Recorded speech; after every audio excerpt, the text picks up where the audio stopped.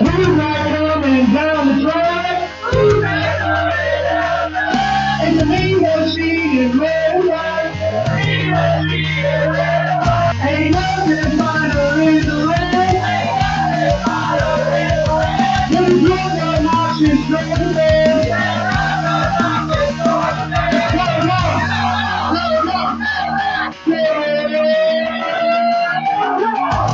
Go, go, go, go.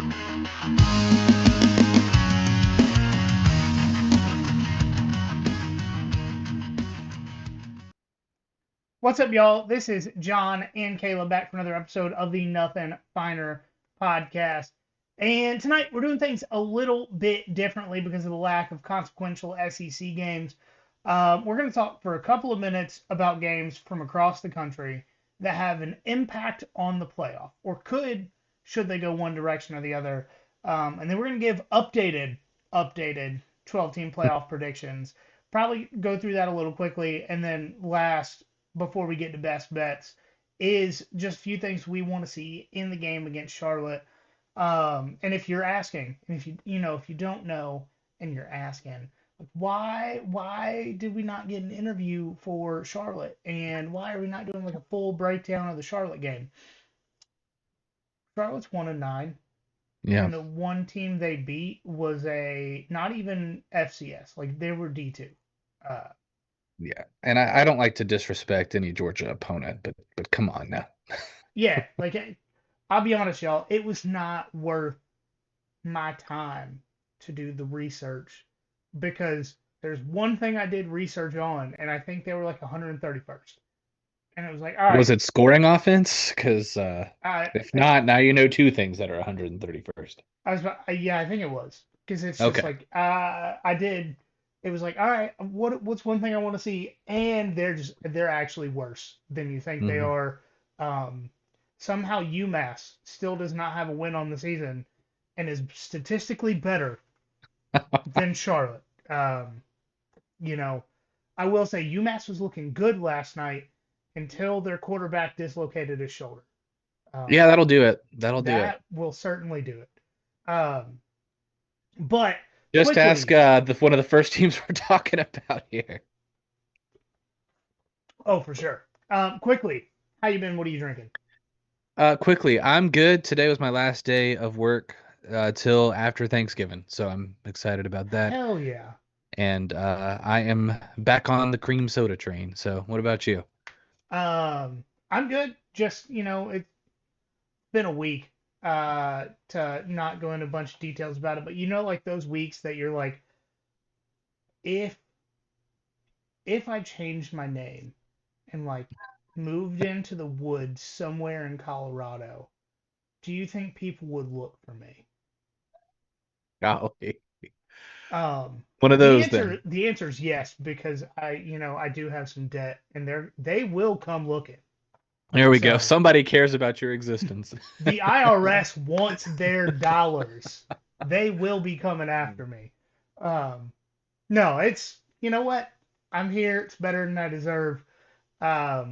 Also, I got some Coors Light. The mountains are not necessarily blue. They are slightly blue. Um, Okay. Bought a six pack before I went and played disc golf, and Nice. a few people around the table thought that I bought it for everybody. So Oh no. so I got two left that are mildly cold, and by the end of this, I'll have zero left. So Dang. Would you say that they're powder blue? I'm be honest, y'all. I'm kind of colorblind. Okay. I was So gonna say that's the color I normally associate with almost, but not quite. um, And they're yes, that like, is a shot at Ole Miss. well, that's funny, but it's like a your car's burning antifreeze blue. Okay, gotcha. Understood. Yeah. All right. Speaking of antifreeze and everything's on fire, Mizzou at Oklahoma. Um, OU 7.5 point favorite, over under 42.5. And Oklahoma has firmly planted their flag into the playoffs because of last week. But the concrete will not be poured on that flagpole until after the final week of the season. Oklahoma appears to be purpose built to stop this Missouri team. Mhm. With being the best team in the SEC at stopping the run, and that's with games against legit rushing opponents, playing number 12, number 44, number 53 in the country in rushing offense this year. On the flip side of it, Oklahoma's allowing 2.2 sacks per game and was absolutely dominated by a Texas team who is barely above Mizzou in sacks per game. And that is, you know, at the same time, a Texas team that was dominated on the ground and Mhm. on the offensive line last week. Yeah, Um, fair point. and so when Oklahoma gives up pressure on Mateer, he plays significantly worse. I did not get the stats because I think we were actually talking about 8 or 9 games tonight before we get into Georgia Mhm. or best bet. So, like, we're not going into stats.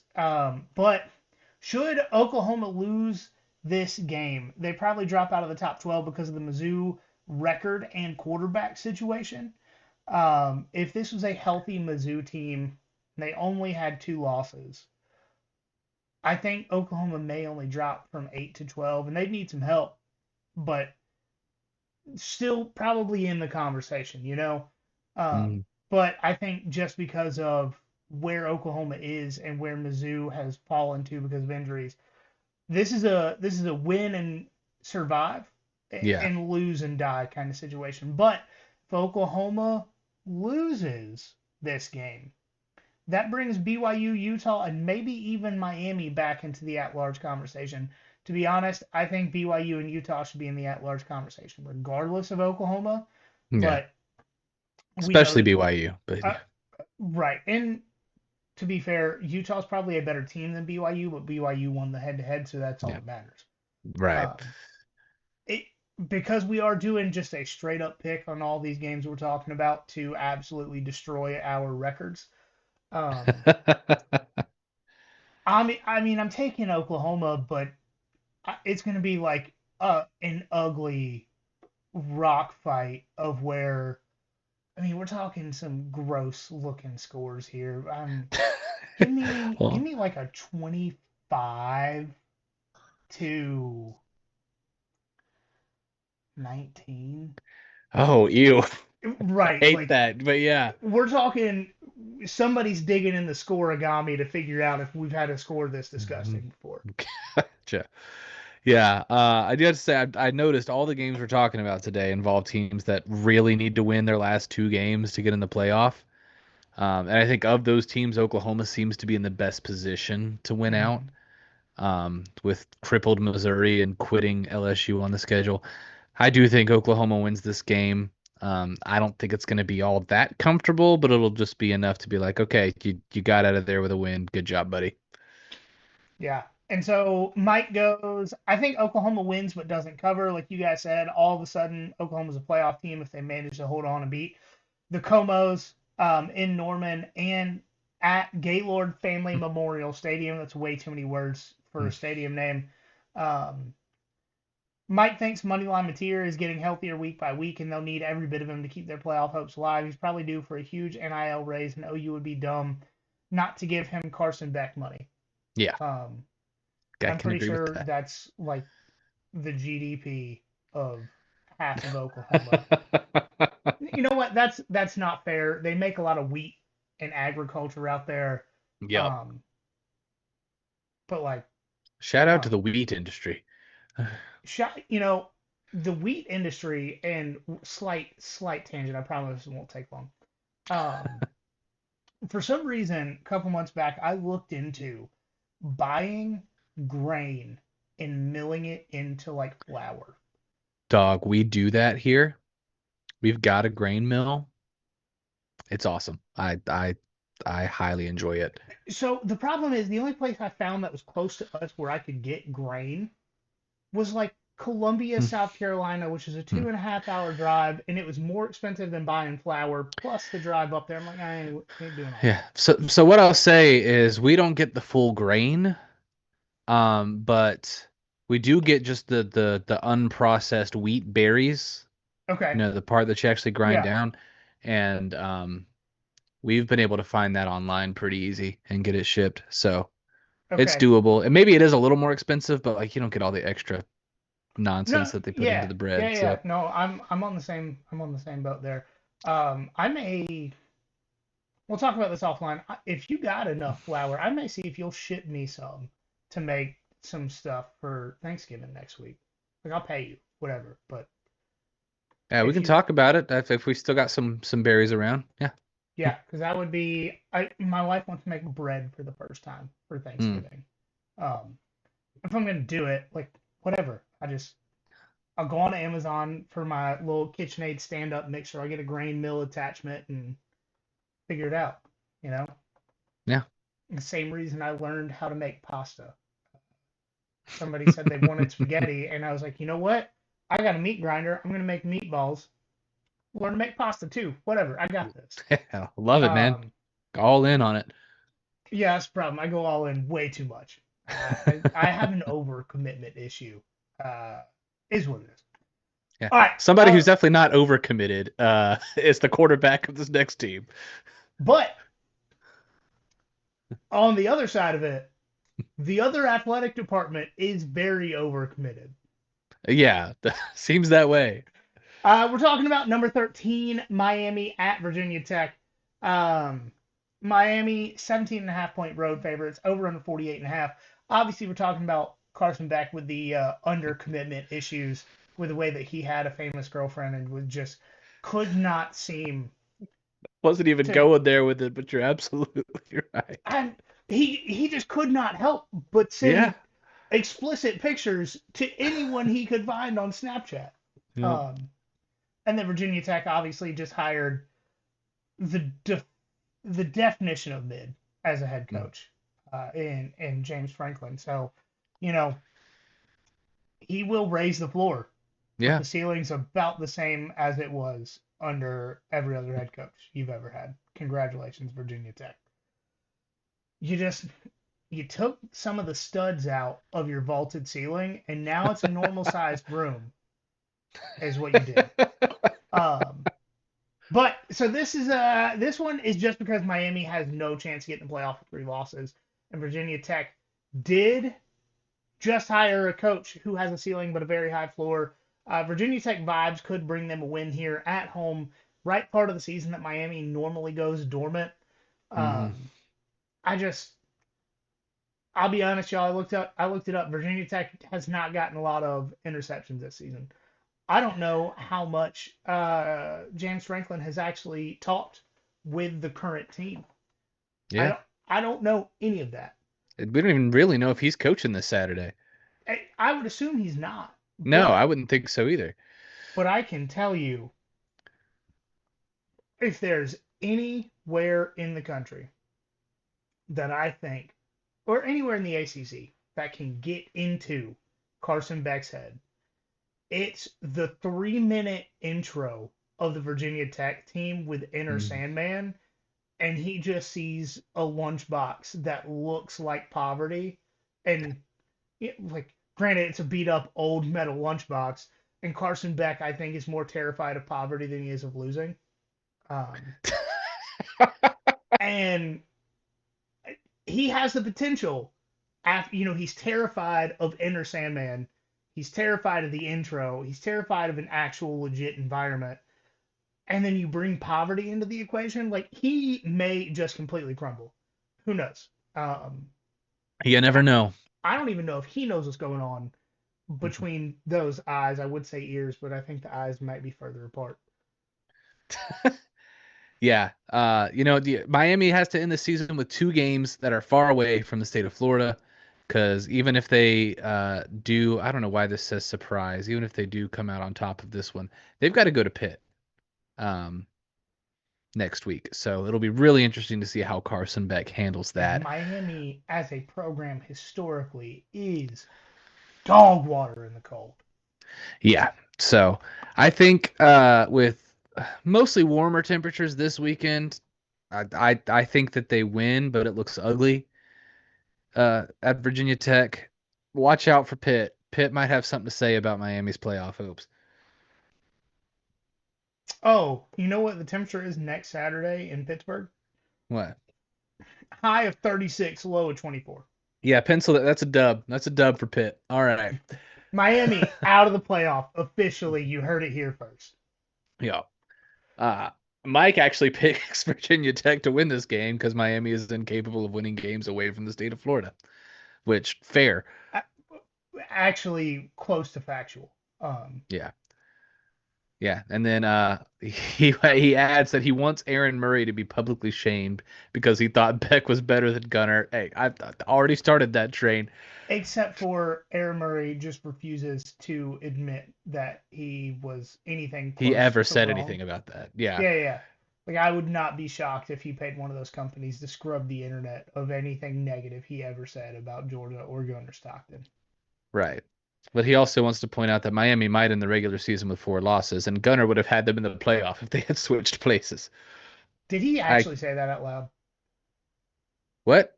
Did No, he say Mike that? has it in his notes. Oh, I thought you said Aaron Murray said that recently. I was about to say, all No, right, Aaron Murray is again giving Gunnar some Heisman love, but he's not but adding hey, to that. Okay, why yeah, would I you was wrong invite about somebody him. to New York for the Heisman who can't layer the football? Like, come on. Right. Yeah. No. Yeah. God forbid he person admits he's wrong. Look, if Paul Feinbaum can do it, everybody can do it. Right. Yeah. Come on, Aaron. Also, Um, admit that I am at least 60% of the dog that you are. um, speaking of absolutely not a dog, USC at Oregon. Number 15 USC at number 7 Oregon. Oregon 9.5 point home favorites. Don't quite understand that line. Over under 59.5. And this is absolutely, without a doubt, 100% a playoff elimination game. You Mhm. want round one of the playoffs is happening in Eugene on Saturday. Because Oregon doesn't have the quality wins to make the playoff with 2 losses. They keep dropping by winning football games because Yep. they're barely beating some of the worst teams in the core four. Mhm. And the note that I have here is if they get to the end of the season with 2 losses, they won't make it because of the same reason that Miami didn't make it last year. Mhm. USC does have the wins, on the other hand, and by wins I mean the one ranked win that they could potentially have. Could they have beaten Notre Dame? Sure, Notre Dame's probably a top 15 team. Um, and yes, you heard everything I just said correctly. Yeah. Oregon has been the least impressive one-loss team of the season, losing their only difficult game at home and coming close to losing multiple other games against mid at best teams like Iowa and Penn State. I would pick, if you're going against the spread, USC 7 days of the week. You're telling me that an Oregon team that is just questionable everywhere because we haven't seen them play against level competition, except for an Indiana game where they grasped defeat from the jaws of victory. And then we're talking about a USC team who's overperformed in every game this season. Like 10 points. Give me USC. Straight up. I mean, probably USC. Just Mm. like I think Dan Lanning's a better coach. I just think that. So here's the thing: Dan Lynn is USC's defensive coordinator. He was UCLA's head coach. Left, became the defensive coordinator at USC. Just for reference on who he is, he has made people respect USC's defense. This is the first respectable defense that Lincoln Riley has ever been the head coach responsible for in his coaching career.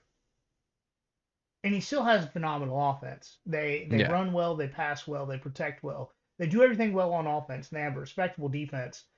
I mean, is it crazy to think that they win this game, bump up to, I don't know, let's call it 11, Yeah. Have an and outside shot. an outside shot? It depends on what the committee does in response to Texas Tech probably beating BYU for a second time in December. Right. I mean Yeah. that's essentially what USC's playoff spot comes down to. If they win this game, I think they do. I'm probably crazy. Dan Lanning is still probably like the third best coach in the sport. Yeah. I don't think you're crazy at all though for picking that the way they've been playing. Personally, I'm picking Oregon straight up. But I agree that 9.5 is just way too many points for this game. Because if Oregon isn't careful, they could very easily mid themselves right out of the playoff over the next 2 weeks because they've got to go to Seattle after this one. Yeah, at And 2024 Miami. right. And Washington hadn't exactly lit the world on fire, but they're a pretty solid football team. Like Dan Lanning's got to get his guys ready to go if he wants to make the playoff again, because he could lose either one of these games. And like you said, Miami his way out of it. And Mike said USC gets their first signature win in the Big Ten, which gets them in the playoff graphic on Tuesday. Wow. They'll think they did something. I wouldn't be shocked that UCLA upsets USC next week. It's all the And chaos. All the chaos. Why not? Now, Michael, do you really expect Nico to beat a team with a competent head coach? And I would say Lincoln Riley is more competent than James Franklin. And it doesn't help that he's still dealing with his concussion. Who's still dealing with his concussion? Nico Iamaleava. Oh, is he? Yeah, he was ruled out. Next week. Yeah. He's ruled out against Ohio State this week. We'll see if he comes back. But I mean, yeah, because he probably would have got 3 concussions in the first quarter with their offensive line going against Ohio State like that. Yeah. Protect this dude from, being unable to remember his parents next week. Fair enough. Yeah. All right. Next game we're talking about, and a lot of people are going to question why we're talking about this game. But it is Kentucky at number 14 Vanderbilt. Vandy 9.5 point home favorite, over under 53.5. And this normally would not have made the list. But a lot of things have changed between these teams over the last month. And that's because Kentucky has an offense. I don't know where they found it. I truly don't understand it, but Cutter Boley has been extremely efficient the month of November. 74% completion percentage, top 5 in college football with 565 yards. And we were praising Vandy's defense earlier in the year. But in the month of November, they're 129th in total yards allowed with 495 yards per game. And now, here's the 2 games that Vandy played so far in the month of November. Texas and Auburn.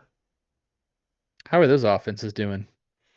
Well, it was in Austin, which we talked about this last week. Texas in Austin is an entirely different animal than they are away from Austin. But Auburn has played one good offensive game this year. Yeah. And it was this Vandy game. So, we don't know. We really don't know anything about who this Vandy defense is right now, but they did have a bye week, which is very, very important for them to attempt to get healthy and get right for this one. Vandy still probably has an outside shot with everything going on, but it doesn't matter what chaos happens in that top 12. If they lose this one, they're out. I don't think they do. I mean, I think this is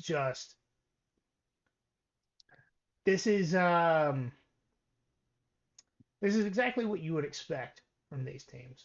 And by that, I mean the way these 2 teams have played over the last month. All offense, no defense. Give me 38-33.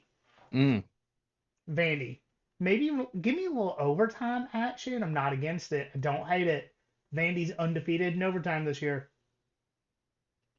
Hey, I wouldn't hate that either. Sounds like that would be a fun game. Yeah, I also think Vanderbilt probably wins this one. But again, Vanderbilt very much has no room for error. They almost have to look impressive in this game to really up their chances because they are very much on the outside looking in. All right. Also, I do understand the math that I have of 38-33 doesn't work in overtime. We'll just go with it. But, all right, 39-33 in overtime. Mike does say Georgia needs a Kentucky win in order to help them keep alive in the event there's a three-way tie for second in the SEC. He thinks Vandy craps the bed and drops this game because they're looking ahead to Tennessee. Mm. And if that happens, next week's game is completely irrelevant for both Vandy and Tennessee, except for how much they hate each other. Yeah, valid. And that's a game that I feel like we're going to talk about just because of what Vandy could do in that game next week. But it also depends on what Vandy does this week, because if it's two unranked teams or two like 20 to 25 teams with no chance at the playoff, that we probably don't have a reason to talk about that one next week. But a game that we will absolutely be talking about next week, Pitt at number 16 Georgia Tech. And we're talking about Georgia Tech next week, obviously. Georgia Tech 2.5-point home favorite, over under 62.5, which is an absolutely insane over under in this one. And it all comes down to Georgia Tech's defensive struggles, specifically later in the season. They're 71st in scoring defense, 72nd in scoring defense within conference games. And then for scoring defense against ranked teams, this is the point where I would tell you what their rank is. They have played 0 ranked teams. Oof. That is probably why they are not in the top 12 right now, even as a one-loss team. So, put some disrespect on their name. They've earned it. They are 132nd in scoring defense in the month of November, allowing 41 points per game. That's awful. That's really bad. Yeah. And Pitt has been up and down. But I really think this game all just comes down to Georgia Tech. And I'll put a little bit of disrespect on Pitt's name here. Pat Narduzzi, I think he's lost it just a little bit too much with what he said before the Notre Dame game, where he was like, this game doesn't matter. Mm-hmm. Which we all knew at that point. Right. Right. Like college game days in the house. This is the first time since 21 that your program has been relevant. Like, it matters. It absolutely matters. They had an outside chance at the playoff if they had beaten Notre Dame in that game. Right. So I'll be honest, I still think that Pitt, as a coaching staff, as an athletic department, as a program, I still think they're pissed off about the Jordan Addison transfer from a few years ago. And I think that's why they've kind of been irrelevant since. When they are relevant, they kind of turtle back and don't play well. I do think Georgia Tech wins this one. If it was outside of historic Mark Richt Field at Bobby Dodd Stadium, I would have a lot of concerns. Yeah. There's something about Georgia Tech at home this year where they don't lose. They should lose. They try to lose. They do their best to rip defeat from the other team. Mm-hmm. And they can't do it at home, which is one reason I'm very happy that it's not actually a home game for Georgia Tech next week. But I think Georgia Tech wins 2.5, sure. They cover 2.5, win by field goal. Something about them. Yeah, I will say it wouldn't surprise me if they were kind of looking past Pitt just because they want to beat Georgia so bad. Like, they've got to win this game against Pitt because I know they want to win the ACC because that's their best chance of getting in the playoff. But you just know they're looking ahead to Georgia. But I agree. I still think Tech wins just because the craziness that has happened to keep them undefeated at home this year is definitely worth looking at and taking into account. Mike says he thinks Tech covers, but it seems that Tech struggles as a ranked favorite. The Bumblebees aren't used to being the hunted. Also, he wouldn't be shocked if Pitt upsets Tech. Yeah, I will say Pitt doesn't seem to be doing much hunting these days, but... No. we got some starving Panthers because they ain't hunted a damn soul this Mm-hmm. season. Speaking of large cats, got a few of them here. 11 BYU at Cincinnati. This is going to be a cold one Yeah. for this game. BYU 2.5 point favorite, over under 54.5. This is going to be a borderline service academy type game when it comes to rushing numbers. This one is huge for BYU because with a loss, their playoff chances drop all the way down to 0. And probably not actually, but if they lose here, they drop down to 3rd in the Big 12 because Arizona State has one conference loss. Nope, that's wrong. They have 2. Yeah, based on the because I looked at this earlier. Yeah, based on the combined opponent winning percentage thing, Right. Arizona State would get in over them. Yep. Arizona State does have 3 losses, 1 to Mississippi State, so 2 conference Mm-hmm. losses. But BYU drop down to 3rd in the Big 12. In games that have come down to 1 score or their loss to Texas Tech, which was obviously much more than 1 score, BYU is averaging 185.25 rushing yards allowed per game. It's not total. Yeah. That is per game. Yeah. Cincinnati that shouldn't be second. It's absolutely not second. I'm pretty sure it's 22nd, and I have a typo. But Cincinnati is very good at running the ball. As soon as I can get this stat pulled up, I will tell it to you. It's 22nd. I was correct. 22nd. Okay. Typo. Wow. And BYU is actually 21st. So if you want a low scoring, run the ball for 5 yards a pop kind of game, this is it. If you would like to watch football outside of the 1980s, probably not a great time for you. No. But this should be a good back and forth game, especially being at Cincinnati. Cincinnati has good home field environment. They have the weather on their side, and I know BYU gets cold. It's humid cold in Ohio, not the dry cold you get in the mountains. It's different. But I do think BYU wins this game to make next week mean everything.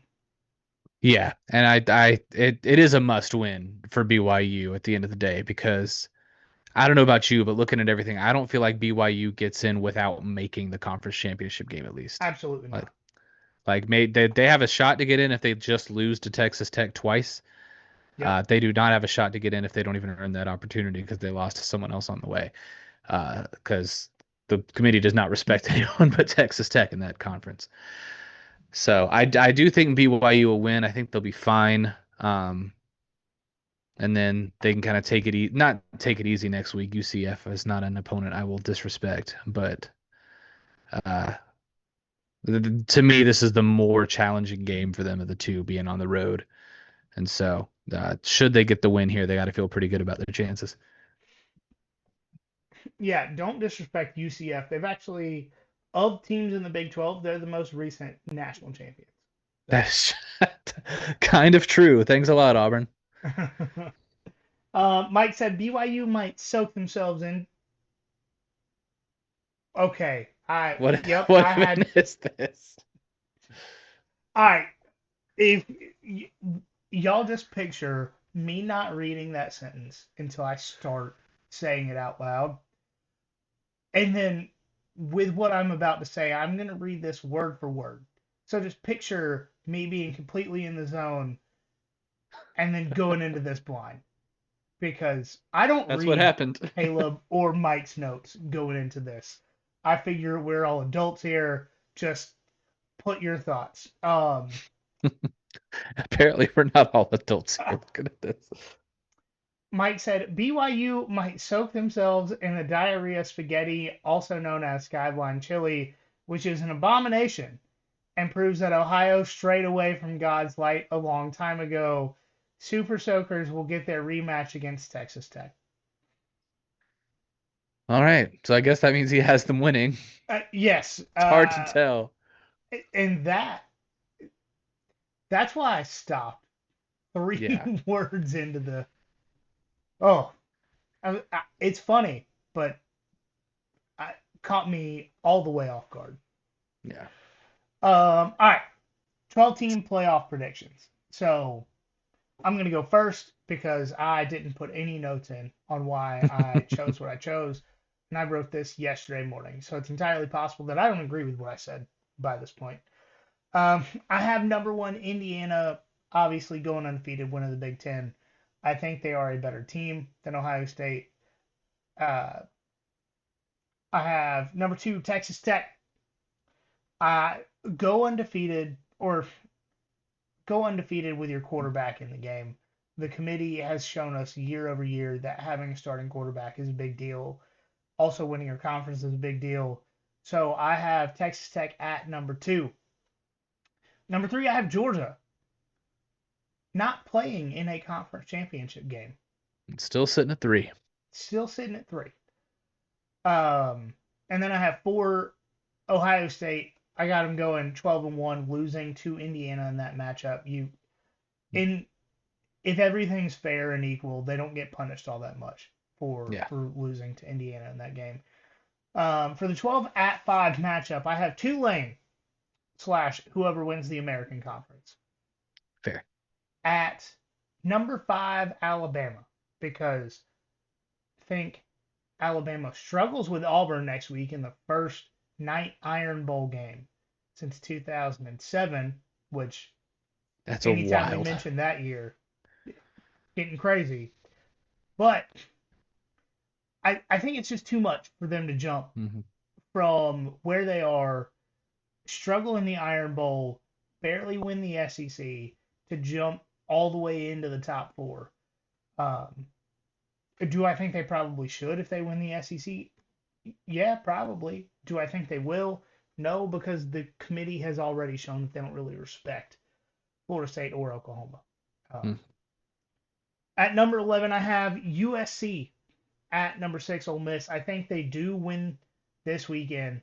I think they are one of the final teams to get in. I think what's Ole Miss have left to prove? They're getting in. They're getting a home playoff game. Our guy Grayson is going to be torn at the absolute seams for this. His favorite team currently and the team he grew up rooting for in USC playing each other in the first round of the playoff. Is he Jackson Dart? Some would say, actually. And then I have number 10 and ACC champions, Georgia Tech, playing at Texas A&M. That'd be a fun one. The SEC, and we just have two quarterbacks who actually die on the field and get revived like twice apiece. Both of which have played at Texas A&M at some point in their career. I completely forgot about that before I put it in here, but that is a great narrative, even more reason for the committee to do it. Yeah. And then I have number 9, Oklahoma. Never mind. Number 9, Notre Dame. Can't read, y'all. At number 8, Oklahoma. I think Oklahoma just kind of coasts through the end of the season. Truth be told, they're playing a Mizzou team who throws a forward pass like it's still a penalty, and they have an LSU team who quit 3 weeks ago. Yeah. They're going to coast through the end of it. But I will say the only reason Alabama's ahead of them is because Alabama wins the conference. Yeah. So that's my top 12. That's my explanation. If it doesn't make sense to you, it probably doesn't to me either. Yeah, fair. So I'll run through mine real quick, and I've got a whole note of the logic, but I think I'm just going to explain it as I go. Indiana is the number 1 seed. I've also got them going 13-0 after beating Michigan in the Big Ten championship game. Love it. 2, I've got Texas Tech. I agree with you. I think the committee basically sees them as undefeated because of the quarterback thing, plus they win their conference. They're the only 1-loss conference champion in this, so they're just going to jump up to that spot. Alabama is going to be number 3 because they're going to play. Georgia's going to get in the SEC championship again, and Alabama's going to beat them again, and that's just how it's going to go. They have to be ranked over Georgia, who I've got at 4 because one loss or 2 losses, both to the same team that won your conference and is sitting at number 3. Like you can't Yeah, be punished too much for that. I think they're gonna give those first round buys to teams that at least participated in their conference championship game. that's fair. So I've got that there, and then 5 through 7 are interchangeable to me. It's all one loss teams that didn't make their conference championship game. So I've got at the 12 seed, I've got North Texas. It doesn't matter. Whoever wins the American, um, going to the shoe to play against Ohio State, who loses to Michigan at the end of the season and therefore loses their spot in the Big Ten championship game in hilarious fashion. It's just what happens with this team. And so I think again they're only putting teams that participated in the conference championship in the top 4. Ohio State's going to be number 5.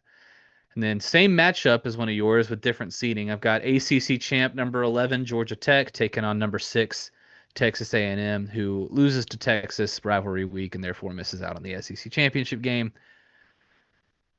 I've got Ole Miss at 7, and I've got BYU going to Ole Miss after losing to Texas Tech a second time. I looked at all the teams. There were 5 or 6 teams that I could have put in this 10 slot.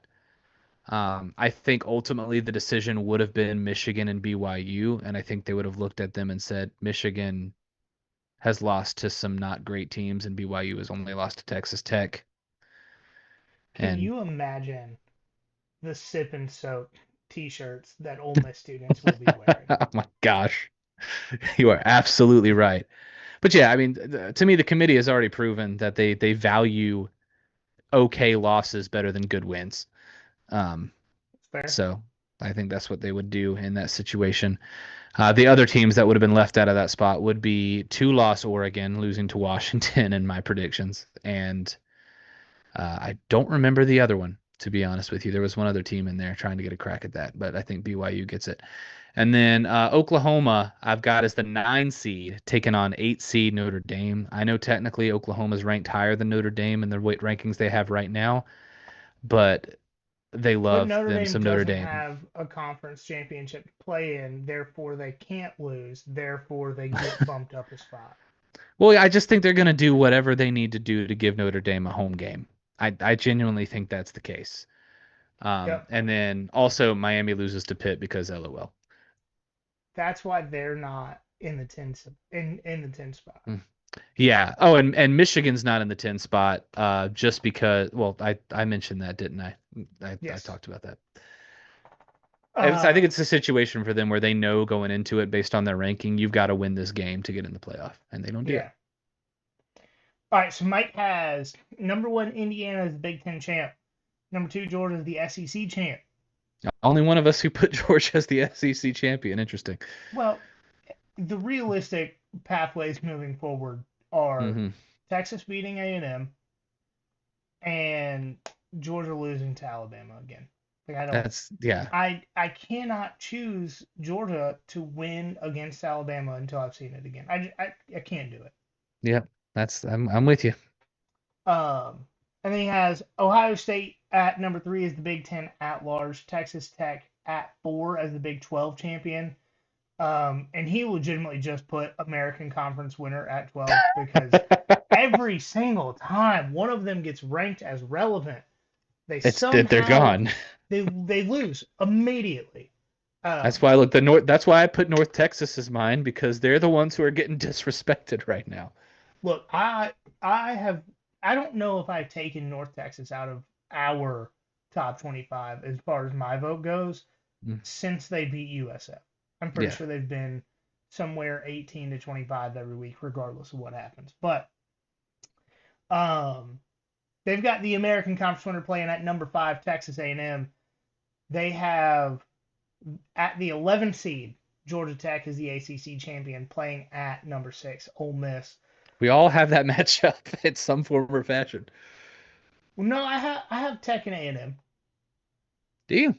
Yeah, because remember the Haynes King returned to A&M. Oh, you're right. You're right. I actually did too. What am I even talking about? He has number 10 Alabama at number 7 Michigan, which, all right, Michael. be, be real, Michael. Just because Michigan is the first team to beat Alabama twice in one calendar year doesn't mean that they're actually good. Because they're not. Are they going to beat This, Ohio State? yeah, Probably. But come on now. Come on. And 10-3 Michigan is also not getting a home game, just to let you know. and I am fully prepared for Mike's family that listen to the show to give comments, whether publicly or privately, to Mike about how they're disappointed that we talk so much trash about Michigan. They're not good this year. Mm-mm. They're just the 5th best team in the Big Ten with an easy schedule. Yeah, that's all you need. And they're going to beat Ohio State. And they are going to beat Ohio State just because Ryan Day does whatever he can to make his own fans hate him every year. Anyways, number 9 Notre Dame at number 8 Oklahoma. This is the matchup we actually all agree on. Yes. Location changes, but the matchup stays the same.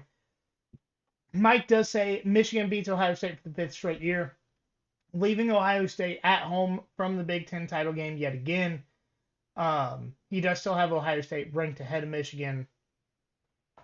Ohio still gets a bye because apparently the win against Texas by 1 possession is still impressive.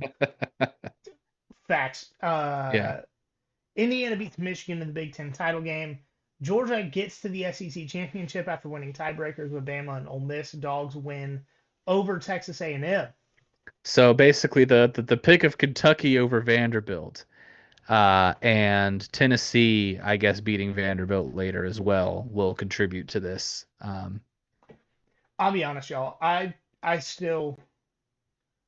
don't understand how Georgia gets in over Alabama. They both have 1 conference loss, and Alabama beat Georgia. Like, head-to-head should matter.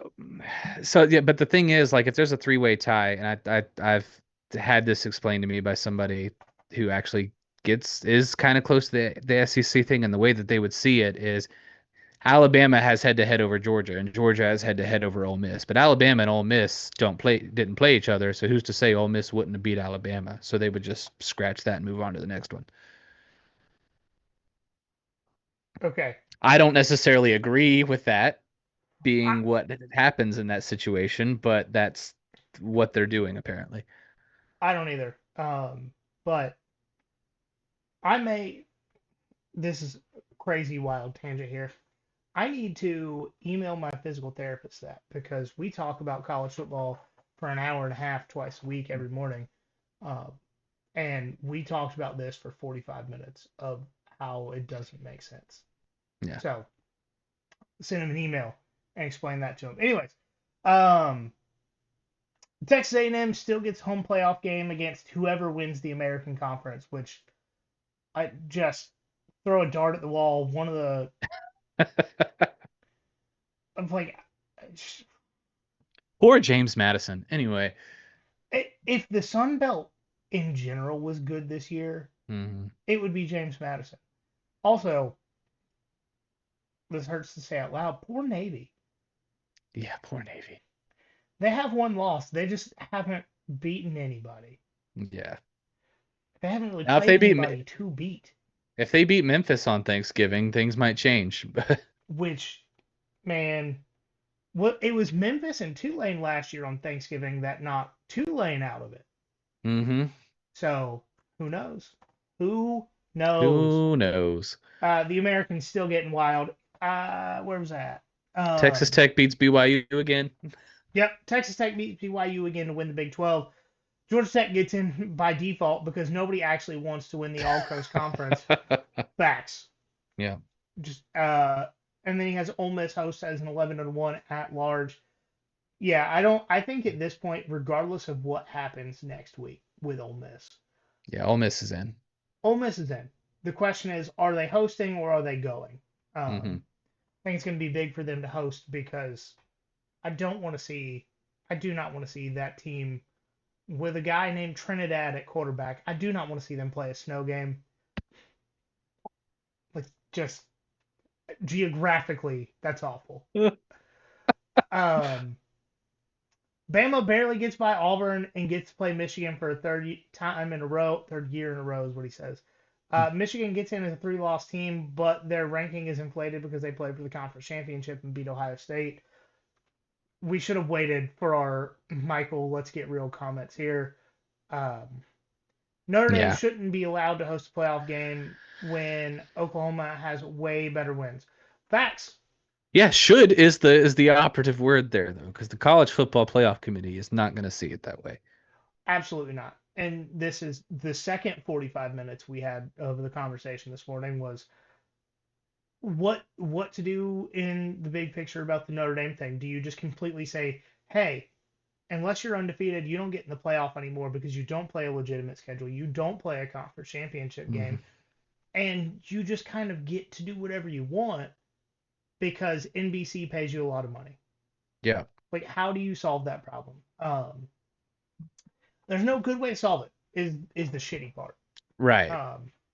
The best way to solve it is have the Pope come down and say, Notre Dame must join the ACC in football.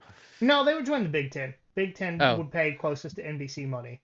No. That's The true. Pope needs to come down and just do a couple of like Old Testament smack arounds and be like, look, y'all, Northwestern played a tougher schedule than you this year. What are you doing? Yeah. Be like some of those 12th century popes that, burn people at the stake and start making threats. Or the one that, burned all the Knights Templar because he owed the French king money. Yeah, Yeah, history of the Catholic Church is wild. There's some crazy stuff in there for sure. All right, so that's our 12-team playoff predictions. Getting into the Georgia stuff, just a couple of things from each of us before we get into it. Georgia, 43.5-point favorite, over under 53.5. That's absurd. Yeah. And so what we're going to do is we're going to go through a few things that each of us want to see, and then we're going to pick against the spread. Obviously, straight up, Georgia wins this game. So we're picking against the spread. Mm-hmm. And so for 3 things I want to see, I want to see Puglisi play with the first string offense. And I know that's assuming Georgia gets up big early. Easy assumption with a 1-win UNC Charlotte team. They're not even UNC Charlotte anymore. They're just the Charlotte 49ers now. Yeah. But I do want to see Pug run the offense with the first team guys. And I say that mainly because of what we've seen specifically last year, if I'm being entirely honest. You saw a backup with next to no time with the first string offense last year come in, and it just kind of stagnated, and they won the SEC by sheer force of will. And the Notre Dame game was just kind of sloppy, offensively, defensively. And I would love for this to be an opportunity that we didn't get in the UMass game last year, of where Pug gets in halfway through the second quarter. Like, Gunner's got 4 touchdowns and 250 passing yards, 50 rushing yards. In the second quarter, we pull him out and say, hey, Pug, you got a full quarter. You got until halfway through the third quarter to get everything going. It's kind of what I'm looking for there. I want to see the pass rush feast. Back-to-back games with 3 sacks. Let's make it 3 in a row with 3+. UNC Charlotte, I gotta quit saying that. Which is Charlotte. So much easier to type. It's UNCC is so much easier to type. Charlotte's allowing 2.3 sacks per game against significantly lesser competition than Georgia. The American Conference schools and all, they're not the SEC. And then last thing I want to see all of the wide receivers go off. I would be happy with an air raid offense on Saturday. And a lot of people are going to tell me I'm crazy for that.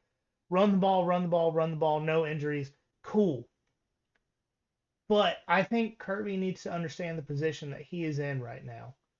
And that is, Gunner has a legitimate chance to go to New York with a strong passing attack, right? Mm-hmm. Let Gunner go off early. Let him run the ball. Let him get 4 total touchdowns in the first quarter and a half of the game, right? But I want to see it force fed to Zachariah Branch between Gunner and Puglisi because last week I understand do whatever you need to do to win, do whatever you need to do to beat a top 10 Texas team. But Zachariah Branch didn't have a whole lot of yards last week.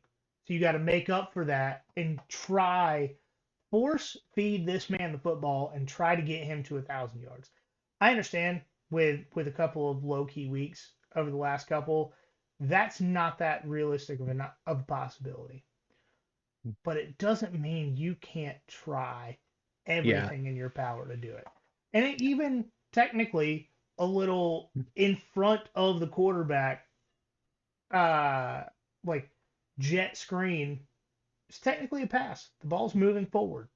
Give him those sort of opportunities just to try and get him one of those go off games. Yeah, dude, like I don't necessarily need to see Nate Frazier busting off 60 yarders in this game. I know what he can do. Then the running backs don't need to prove anything to me. But I want All right, mate, but you could stop talking smack about the thing I'm literally about to talk about. But go ahead. Like I want to see Zachariah Branch get the opportunity to play for 1,000 yards this season. That's what I want to see. Yeah, I get that. I do. And I'm not going to say no. I would love to see both of these things happen. And both are realistic. Yeah. Yeah, because I all I'm asking for is just a 100-yard rusher, and we could do that, waiting until halfway through the third quarter to really start putting it on them. But I would preferably like to see Chauncey Bowens get 100 rushing yards, just because it'd just be a nice little check mark for him, as hard as he's worked this year, as much as he's come in clutch for us. Charlotte's got a bottom 5 rush defense in the country, so. Whoever you are, I read your sentence ahead of you. Yeah, so whoever you are listening to this right now, whoever is hearing me right now, I want to see this offensive line open up holes bigger than your mom's. And look, y'all, I guess I should start proofreading Kaleb and Mike's notes. Because first we were talking about diarrhea spaghetti, and now we're talking about your mom's holes. Like, yeah, okay, yeah. We've got one adult on this podcast. That's good. The youngest one here. If I am the adult in the room, so many things have gone wrong. So many things have just awful. All right. Yeah, you're not wrong. The second thing I want to see, moving to the other side of the ball, I want to see this defense force turnovers. At least 2, ideally. Just be nice. Haven't done a whole lot of that this year. I want to see these guys hunt for them. And then Gunnar Stockton, I want to see him run through some poor 1-star linebacker and make him quit playing football forever. I hate that is a legitimate possibility. I don't. I hate it for the guy who would quit. Yeah, okay, that's fair. But some, on the other side, he's already at Charlotte.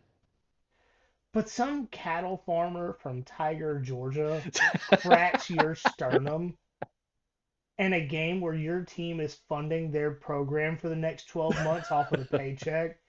Like, that's... Yeah. I would rather you come in my house and slap me across the face than put me in that situation, you know? Fair point. Mike agreed with you in terms of wanting to see a consistent pass rush, handful of sacks and TFLs, and he wants Georgia to cover as a 40-plus point favorite for the first time under Kirby. Yeah, so we didn't get to our picks. I guess Mike is gonna pick Georgia to cover there. That's what I assume. That's what I put in the document.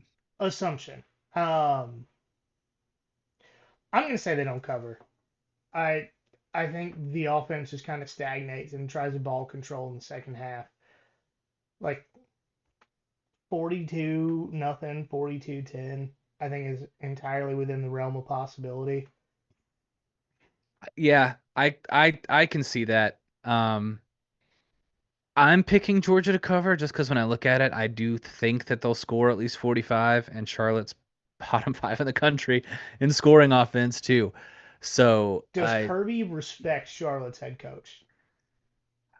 I don't know. So Charlotte's head coach, let me look this up because I have a funny video coming out about it tomorrow. So while I've got it, Charlotte's head coach is Tim Albin, who used to coach at the University of Ohio when it was head coached by, and I want to make sure I get his name right so I don't sound like an idiot and a non-ball knower, Frank Solich, who was a longtime legendary coach at Nebraska.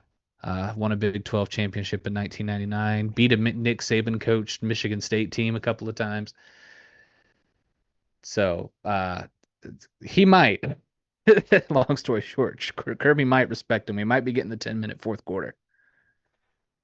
Well, Kirby respecting him is ball control, run the clock out, starting the second half. Yeah.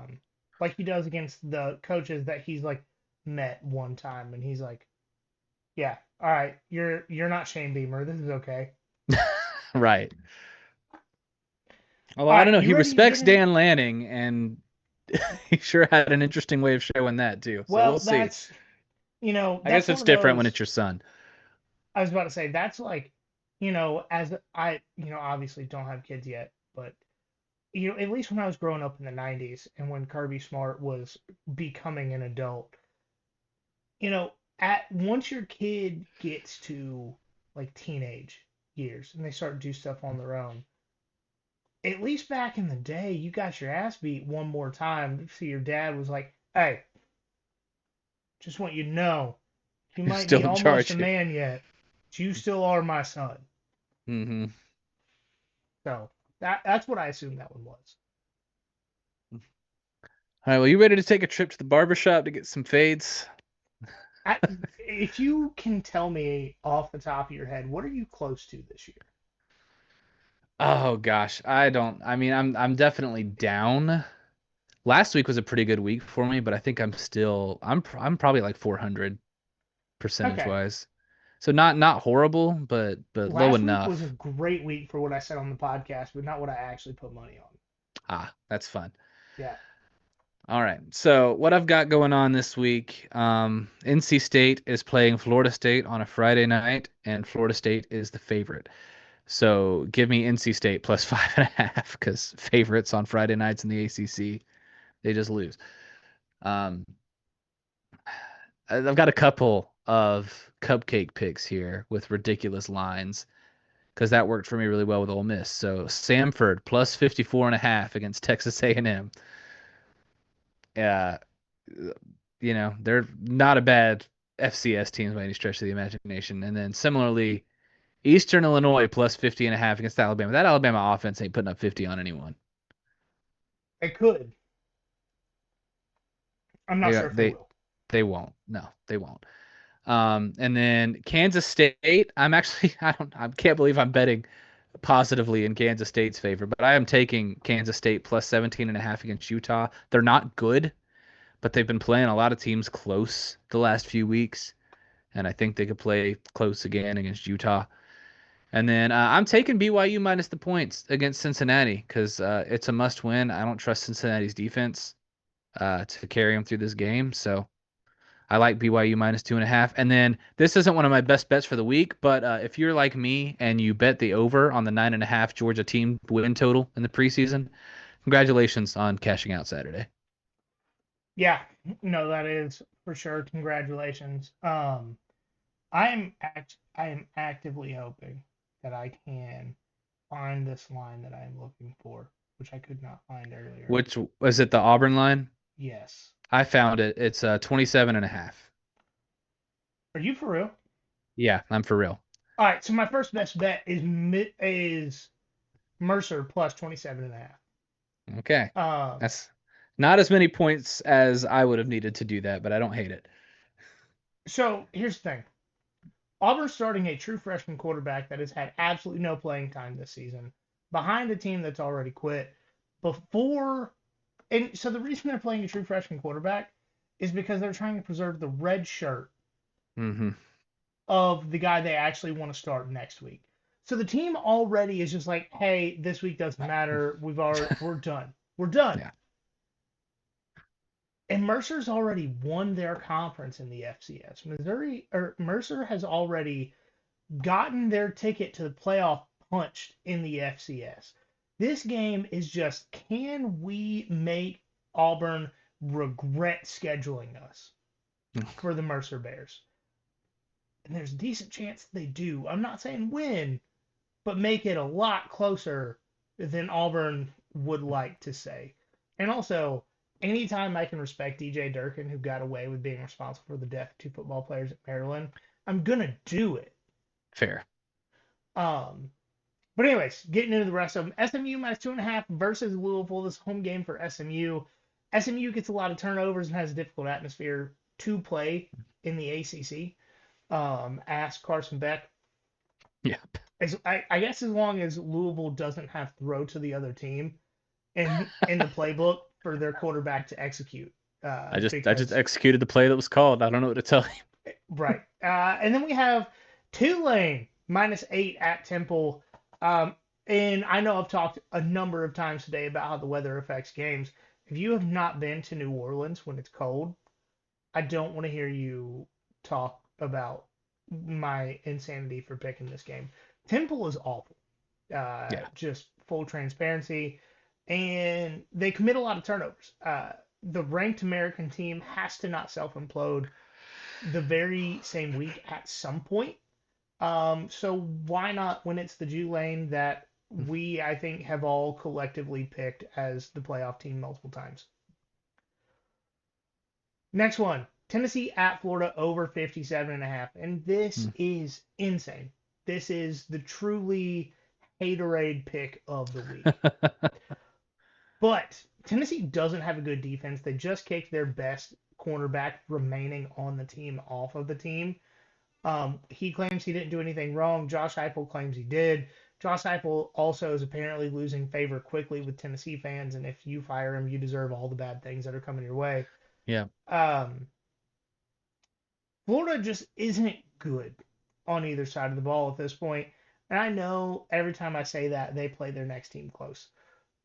But every week, they have like 3 more players just quit on the team. Yeah. And at some point, they're going to be as bad as I say. And I think this week it's defensively, and then they're playing against a Tennessee defense that can't stop the pass regardless of who's throwing the football. I love over 57.5 and just a disgusting Big 12 feeling game. What should make you feel even better about it is the fact that I almost came on here and took the under for that game because it just feels too much like one of those games. I do love that. How disgusted are you going to be if it's 21? No. Say 30-27. And one of these teams throws a 60-yard Hail Mary at the end of it to backdoor cover the over. Well, I'm not going to be disgusted because I didn't end up taking the bet. But I mean, just like as a Georgia fan, outside of the betting. Oh, that would be gross. That would be really gross. It would be great if an actual swamp could just appear in the stadium, which wild that Gainesville has as many hills as they do to call it a swamp. But yeah. I will say though, if we're talking about tiebreakers again, Florida beating Tennessee doesn't affect Georgia's opponent winning percentage wet record in any way, but it does hurt Alabama's. So just something to think about because they are barely above us in that right now. Yeah, it doesn't affect Georgia at all because Georgia played both of these teams. Next one, I got Arizona State -7 at Colorado. Look, I know Arizona State's not in a great position right now as far as everything. Their head coach talking about is being interviewed for their jobs. Their quarterback has let it be known through like rumor channels that he is leaving the program via the transfer portal this season. Jordan Tyson, their best wide receiver, is obviously going to the NFL. But that's still not as bad as Colorado. It's rough. It's rough in Boulder this year. And there's roundabout rumors of Dion medically retiring from coaching. which if it truly is medical reasons that he's retiring, absolutely right off into the sunset. You did more than just about anybody has done at the University of Colorado in the last 20 years. Yeah. Congratulations. But I still, just like roster to roster, Arizona State is significantly better of a team.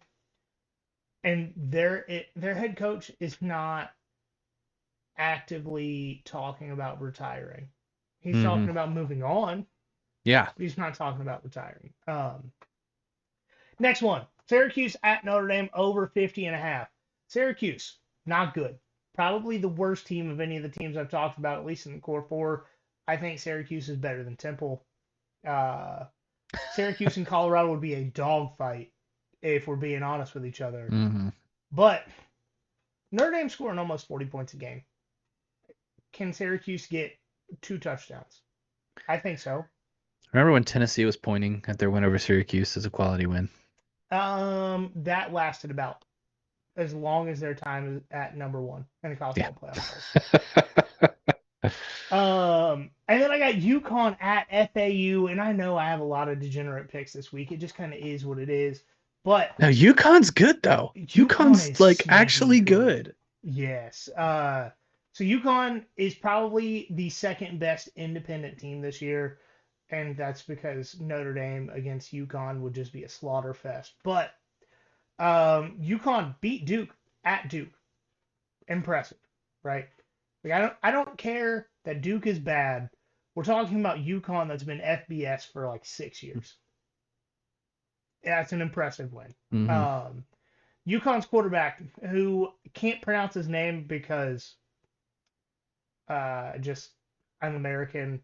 That's somewhere between Italian and Polish with as many vowels are in there. Can't do it. Not going to disrespect the guy. But he's having an insane season. 25 touchdowns, 1 interception. It's not like they're not throwing the ball. And because he has 3,002 passing yards. If you go to cfbstats.com, which is what I've used for most of the season, and you go to individual passing, click on it. And if you click on interceptions to sort by interceptions, obviously the guys at 0 have had like 20 passes, 30 passes, however many. The first guy at 1